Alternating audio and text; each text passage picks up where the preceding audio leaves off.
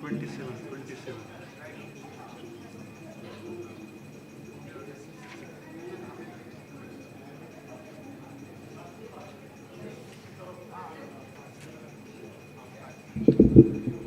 Hare Krishna. So we will read from this book Krishna, which is summary study of 10th canto written by Prabhupada.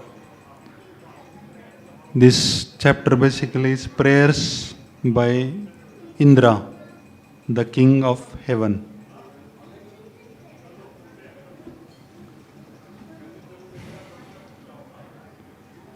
So usually I thought Prabhupada, we have one pastime where Prabhupada on the day of Janmashtami, he asked devotees to read from Krishna book.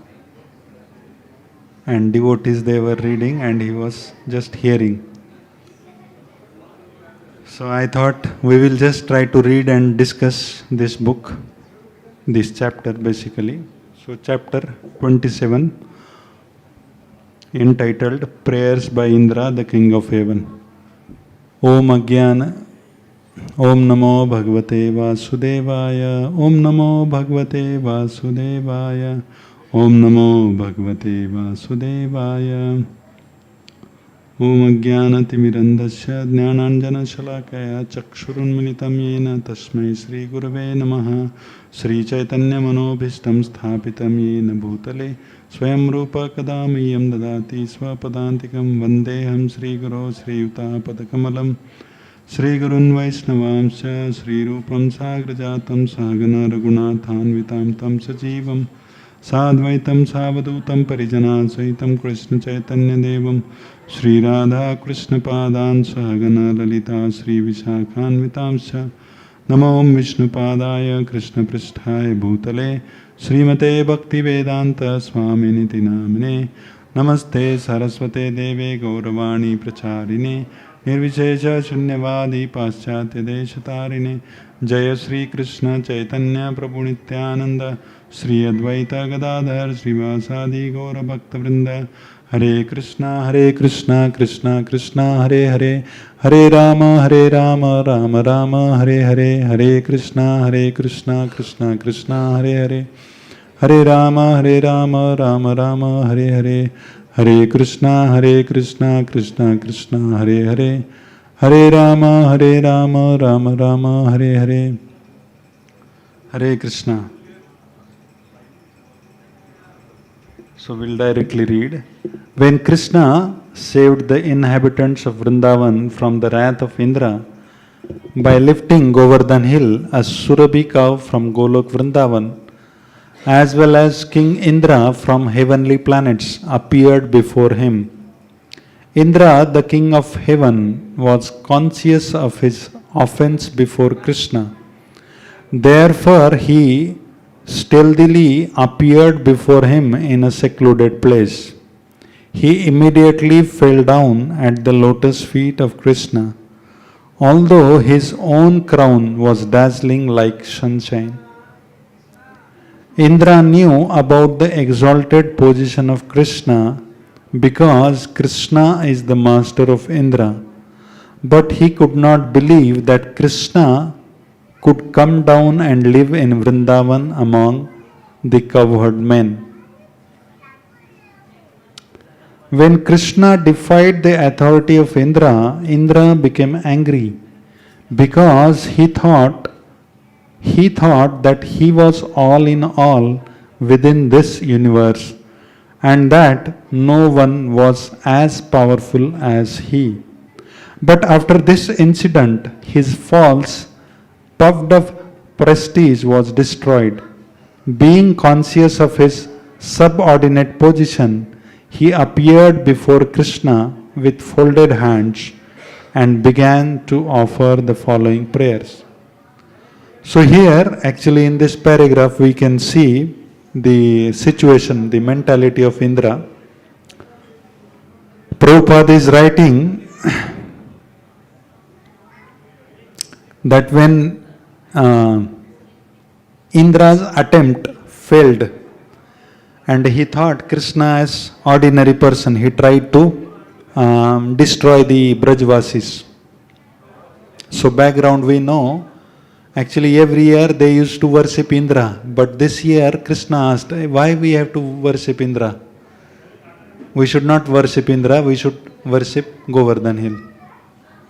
And he encouraged them and they agreed to the proposal, but Indra became angry and he wanted to destroy by pouring heavy rains.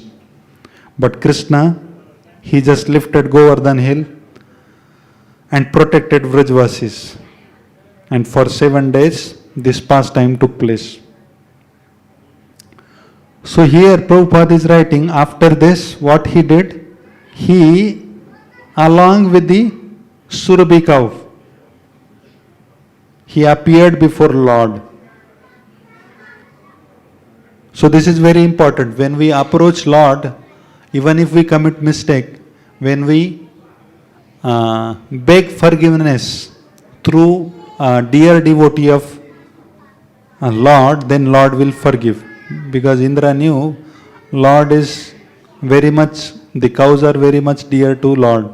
So he put Surabhi cow before him and he appeared. And then he offered prayers. So before that, here Prabhupada is writing, Indra, the king of heaven, was conscious of his offense before Krishna. Therefore, he stealthily appeared before him in a secluded place.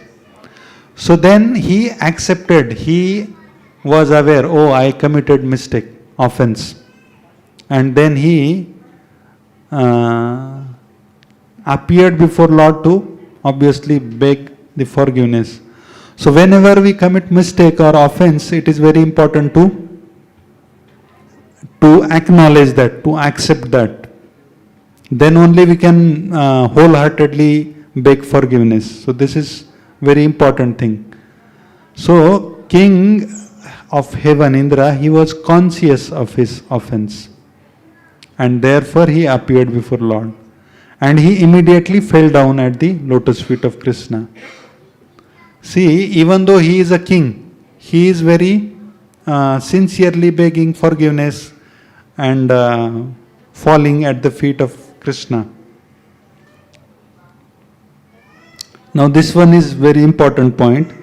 Actually, Indra was aware of the exalted position of Krishna, Prabhupada is writing. He was aware.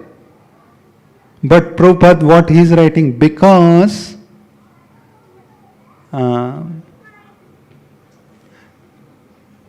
Indra knew about the exalted position of Krishna because Krishna is the master of Indra. But he could not believe that Krishna could come down and live in Vrindavan among the cowherd men. This is important. He was aware, Indra was aware of the exalted position of Krishna. Krishna is the Supreme Personality of Godhead.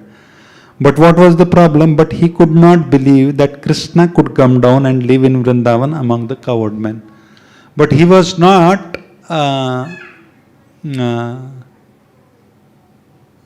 he did not think that Krishna will come and live as an ordinary person in Vrindavan. This was his mistake.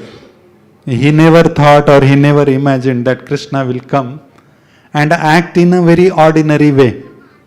Similar thing happened with Brahmaji. Brahmaji, he was bewildered. He thought, Arey, how this person who is eating remnants from the mouth of other Gopas, his friends, how can he be the personality of Godhead? How can he be the chief person? And that's how he was bewildered. And here also Prabhupada is writing, because he could not believe that Krishna could come down and live in Vrindavan among the cowherd men. That Krishna is living as an ordinary person. And that was the reason Indra, he took him as ordinary person. In our case also, actually, we also have to be careful. Actually, many times we know the greatness of devotees, how Lord is very much, devotees of the Lord are very dear to Lord. Lord considers them just like his own part of the body. Similarly, And even Krishna, for him, devotees are very much worshipable. Now these glories we know, but many times we commit offenses at the lotus feet of devotees. Why? Because when devotees, they act in an ordinary way, in a normal way, we take them in a cheap way, and thus we commit offenses. So this is also very important point for us. Because we respect Lord, many times we respect senior, great devotees. But the ordinary devotees, ordinary means in one sense with whom we stay in our day-to-day basis. So for them, we don't have to take them as a ordinary devotees, but we have to offer all respects. And next line is, Krishna defied the authority of Indra. Indra became angry. So, what is the reason we are in this material world? We want to become controller, we want to become the Lord. And when our plan fails, we become angry. Just like Indra, he became angry. Usually when devotees, when other people, they don't offer respect, they don't acknowledge our presence, our greatness, which we consider as greatness, then we become angry. And that is the main cause of our bondage in this material world. But on day-to-day basis, we have to remind ourselves that we are servant and try to apply this philosophy, the philosophy of Bhagavad Gita, Bhagavatam, which we are hearing every day in our practice, and remind ourselves. Then we can beg forgiveness and Lord will forgive us. And we have to always remind of our subordinate position. The way Indra is accepting here his subordinate position, and he is appearing before Krishna with folded hands, and he is offering prayers. My dear Lord, Indra said, being puffed up by my false prestige, I thought that you had offended me by not allowing the cowherd men to perform the Indra Yajna. And I thought that you wanted to enjoy the offerings that were arranged for the sacrifice. I thought that in the name of Govardhan sacrifice, you were taking my share of profit, and therefore I mistook your position. Now by your grace, I can understand that you are the Supreme Lord, the personality of Godhead, and that you are transcendental to all material qualities. Your transcendental position is Vishuddha Sattva, which is above the platform of material mode of goodness. And your transcendental abode is beyond the disturbance of the material qualities. Your name, fame, form, qualities, paraphernalia, and pastimes are all beyond this material nature. And they are never disturbed by the three material modes. Your abode is accessible only for one who undergoes severe austerities and penances and becomes completely freed from the onslaught of material qualities like passion and ignorance. If someone thinks that when you enter within this material world, you accept the modes of material nature, he is mistaken. The waves of material qualities are never able to touch you, and you certainly do not accept them when you are present within this world. Your lordship is never conditioned by the laws of material nature. Actually, we can discuss few things, but I thought we'll at least try to complete, because we have just 15 minutes. So in this first prayer, what he is saying, actually due to my false ego, I thought Krishna is offending me. And instead of offering sacrifice to me, they are offering to Govardhan. So, because of false ego, false prestige, and false prestige is due to ego, obviously.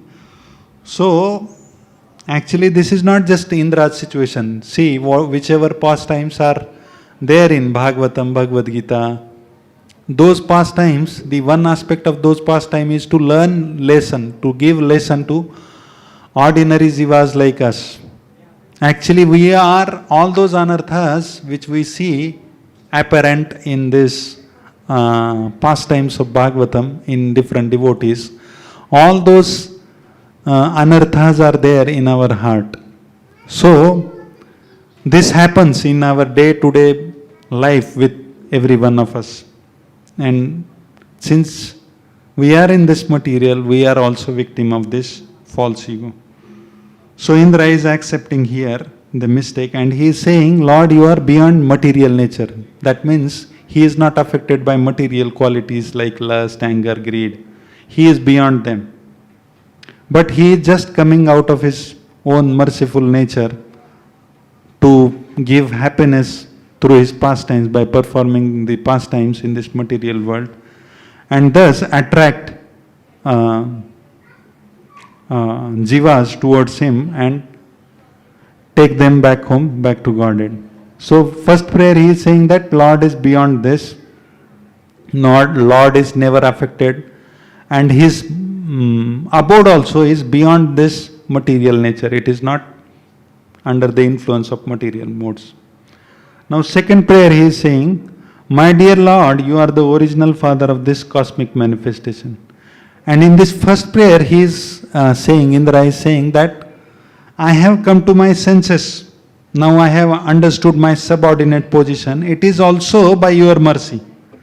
So when we understand our true nature, true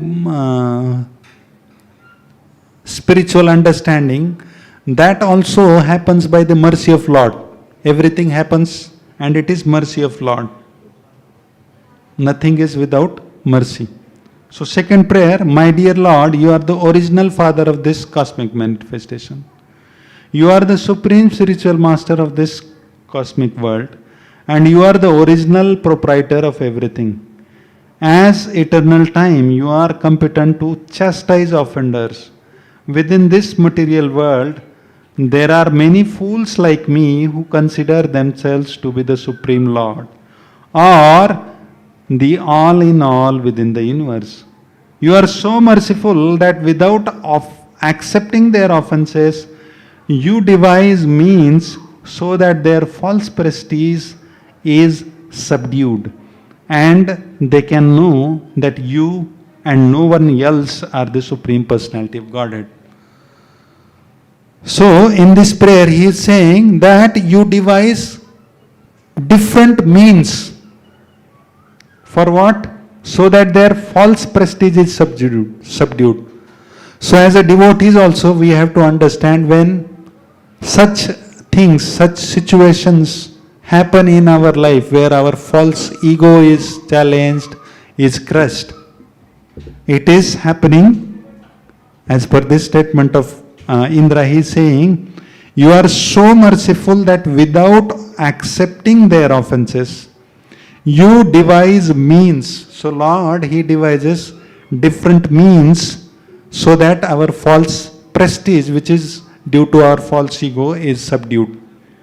So it is the causeless mercy of the Lord that he is subduing our false ego. And only Lord is the Supreme Personality of Godhead. We can never be the Lord or Master.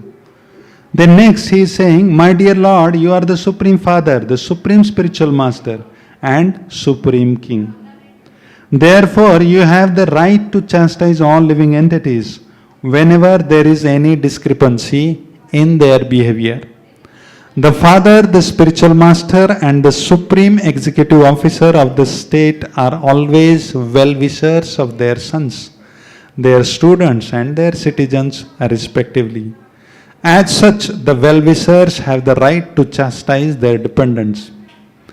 By your own desire, you appear auspiciously on the earth in your eternal varieties of forms. You come to glorify the earthly planet and specifically to chastise persons who are falsely claiming to be God. In material world, there is regular competition between different types of living entities to become supreme leaders of society. And after being frustrated in achieving the supreme positions of leadership, foolish persons claim to be God, the supreme personality. There are many such foolish personalities in the world like me, but in due course of time, when they come to their senses, they surrender unto you, and again engage themselves properly by rendering service unto you. And that is the purpose of your chastising persons envious of you.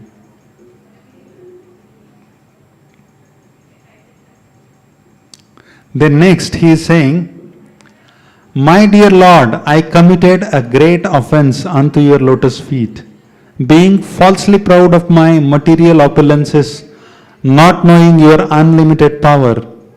Therefore, my Lord, kindly excuse me, because I am fool number one. Indra is saying, because I am fool number one. So, everybody in this material world is like Indra. And everybody individually, if considers oneself fool number one, we are always safe. There is no headache, there is no anxiety, there is no tension, there is no blood pressure, BP, stress, many things. We will always be happy. Our bhakti process, as mentioned by Krishna in Bhagavad Gita, Susukham, it will always be blissful. This is very interesting actually. So that I may not act so foolishly again. If you think, my Lord, where is that? Therefore, my Lord, kindly excuse me, because I am fool number one. Kindly, actually we have to remember always this. This is very important. I am fool number one.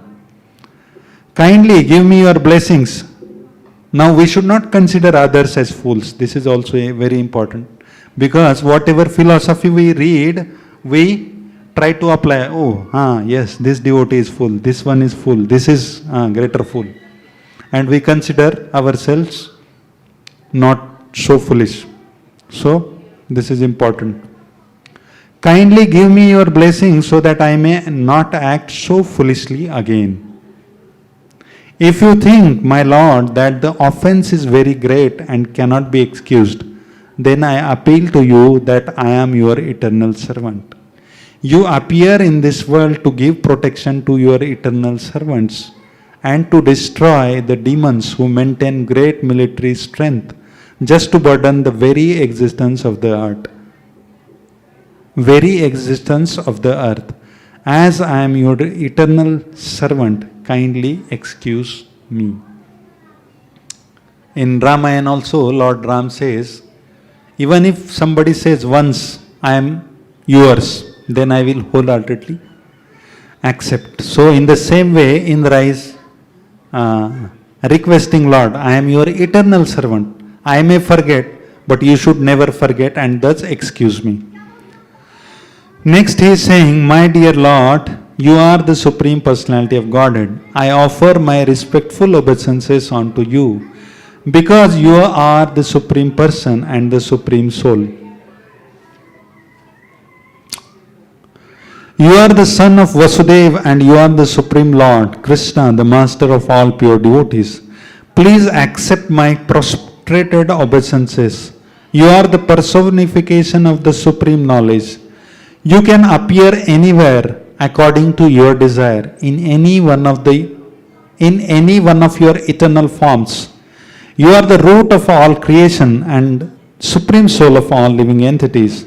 Due to my gross ignorance, I created a great disturbance in the Vrindavan by sending torrents of rain and a heavy hailstorm. I acted out of severe anger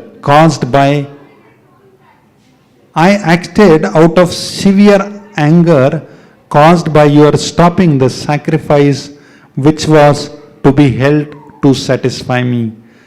But, my dear Lord, you are so kind to me that you have bestowed your mercy upon me by destroying all my false prestige. I therefore take shelter of your lotus feet. My dear Lord, You are not only the supreme controller, but also the spiritual master of all living entities. So actually everybody in this world is in the same situation as Indra. We carry the same mentality of controller, doer. So wherever Indra is saying, I am doing this, we should put ourselves there. This is very important and try to remind every day. That's why reading Prabhupada's books is very important. It is utmost important thing, at least a page, at least 2 pages, at least 1 page, 5 minutes, 10 minutes, 15 minutes we should spend with these books. And Prabhupada will give us the mentality of a devotee. What should be the mood, mentality of devotees. Then next he is saying, thus praised by, Prabhupada is writing, thus praised by Indra, Lord Krishna, the Supreme Personality of Godhead, smiled beautifully and then replied in a grave voice like a rumbling cloud. Now Lord is saying, what is saying? My dear Indra, I stopped your sacrifice just to show you my causeless mercy and to remind you that I am your eternal master. I am the master not only of you but of all the other demigods as well. You should always remember that all your material opulences are due to my mercy. No living entity can independently become opulent. One must be favored by my mercy. Everyone should always remember that I am the Supreme Lord. I can show anyone my favor and I can chastise anyone because no one is superior to me. If I find someone overpowered by false pride in order to show him my causeless mercy, I withdraw all his opulences. Hari Bol. Actually, many important things Lord is saying. I am your eternal master. So, whenever in our life, whatever, even if something happens by which we feel frustrated, our plans frustrated, then we should think it is Lord's causeless mercy, because through that incident Lord wants to teach us that we are servant, we are never control, and we are always dependent on the mercy of the Lord for everything. Next, Prabhupada is writing, it is noteworthy that Krishna sometimes removes all of a rich man's opulences in order to facilitate his becoming a soul surrender to him. So, we will surrender completely towards Lord, onto the lotus feet of the Lord, when we don't have any other, when we don't have any other shelters, false shelters. Kunti Maharani also says, Janma, Aishwarya, Shruta, Shri. These are great impediments in one's life.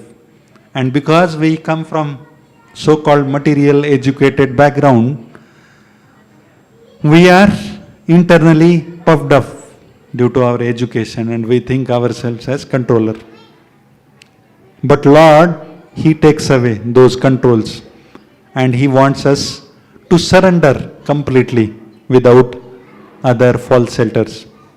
And that is a special favor of the Lord. This is a special favor of the Lord's. Sometimes it is seen that a person is very opulent materially, but due to his devotional service to Lord, he may be reduced to poverty. Acha?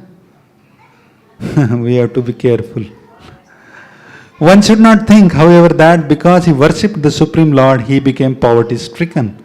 The real purport is that when a person is a pure devotee, but at the same time, by miscalculation, wants to lord it over material nature, the Lord shows His special mercy by taking away all material opulences until at last he surrenders unto the Supreme Lord. So Prabhupada is very nicely explaining. Actually, When we have opulences and we think, oh, I am Lord of these opulences, then Lord will take away.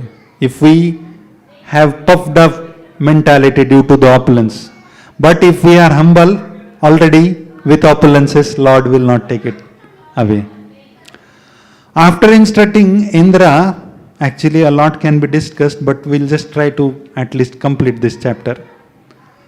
Very nice actually. Prabhupada is giving very nice instructions actually. After instructing Indra, Lord Krishna asked him to return to his kingdom in the heavenly planets and to remember always that he is never the supreme. So we also have to always remember.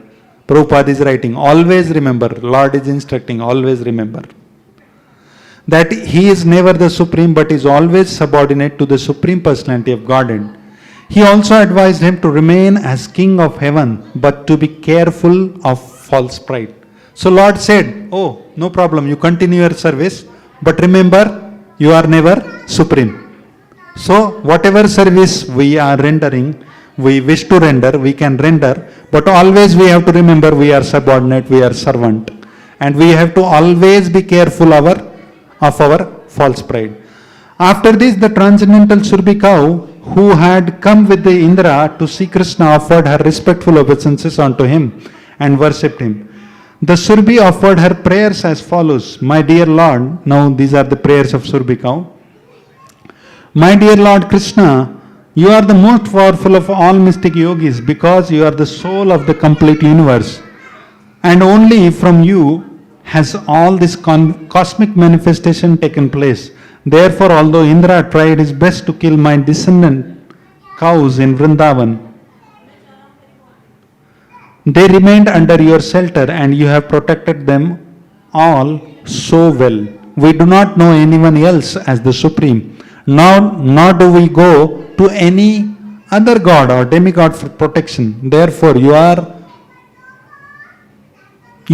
our Indra. You are the Supreme Father of the whole cosmic manifestation, and you are the protector and elevator of all the cows, brahmanas, demigods, and others who are pure devotees of your Lordship. O Super Soul of the universe, let us bathe you with our milk, for you are our Indra. O Lord, you appear just to diminish the burden of impure activities on the earth. Then the Surbi cow bathed Krishna with her milk, and Indra bathed him.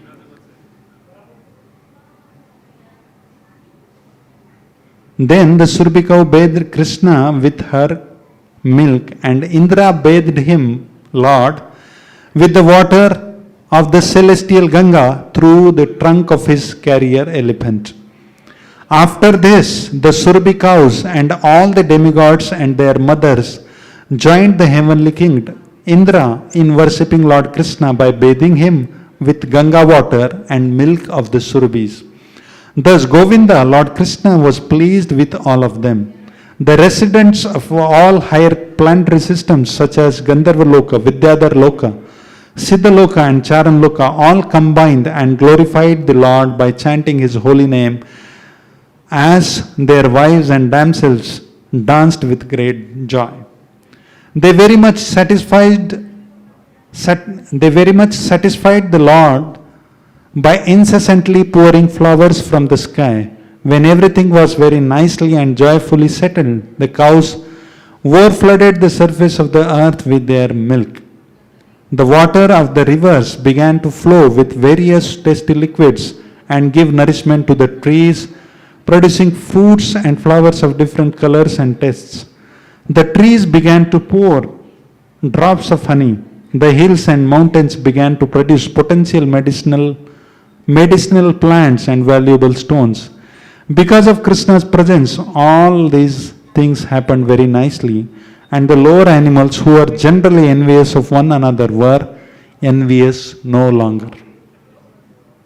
After satisfying Krishna, who is the Lord of all cows in Vrindavan and who is known as Govinda, King Indra took his permission to return to his heavenly kingdom. As he passed through cosmic space, he was surrounded by all kinds of demigods. This is, as he passed through cosmic space, he was surrounded by all kinds of demigods. This great incident is a powerful example of how Krishna consciousness can benefit the world.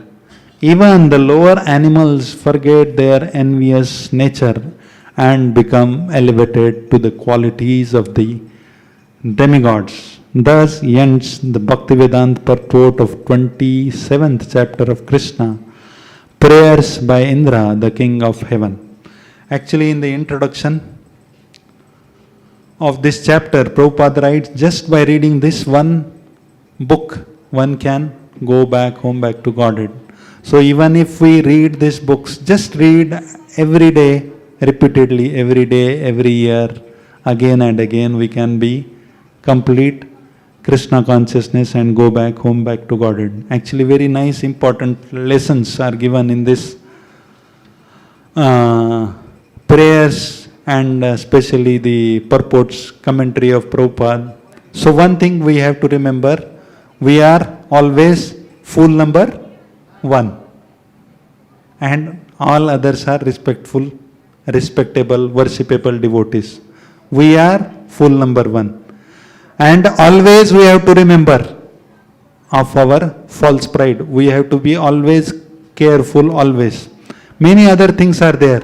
If you individually read this chapter, just try to underline very important messages, important things, essential instructions which are required for us to go back home, back to Godhead are given just in this one chapter.